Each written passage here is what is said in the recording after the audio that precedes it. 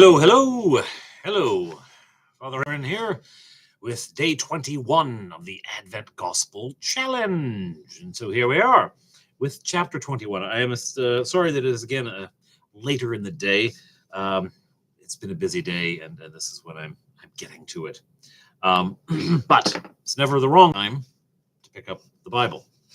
We're on chapter 21, as I said, and we know that Jesus is in the temple. And so he is right in the midst of it. He's right in the midst of the heart of Jewish religious life, and mixing with the intellectuals who come there to study and to ask questions and to answer them and to jockey for status and everything else. Right, as he's there, watch in the midst of all this rich mix of life, he sees a woman. First of all, he sees the first the rich people putting their gifts into the treasury, right? They're bringing their donations, and of course, because they're wealthy, they have a great deal to donate, right? Then he sees a widow come, and she has two small copper coins, and he says that she has put in more than anyone else. Now, obviously, in terms of pure numbers, the wealthier people had more. They gave much more money in absolute terms, but in terms of what she sacrificed, what she gave out of her substance, right? So these are not the kinds of things that make powerful people happy. Um, and someone asks, when will this happen? What will the signs be? And he goes on to talk about the signs. Now, the signs he talks about are not signs by which you predict something. It's going to happen on this day at this time. Um, they are rather the signs that it's already happening, the things that are indicative. And he ends up with the image of the fig tree. When you see the leaves begin to come out, well, then you know it's coming, right? When you see that, you know that summer's already near. So it's not that you can predict it and get ready for it. It's that you see that it is beginning already, right?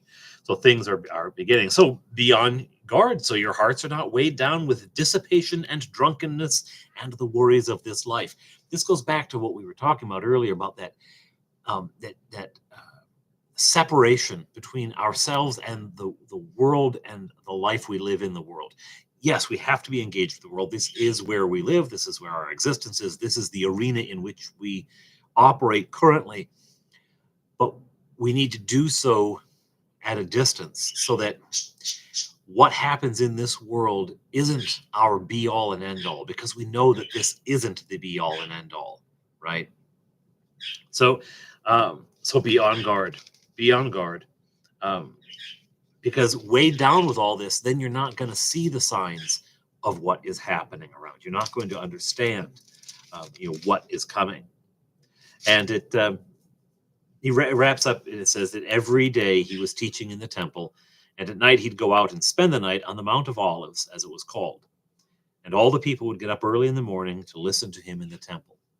So he is not shying away from the locus of power. He's not shying away from the situation in which he is going to get himself in the most earthly trouble, right?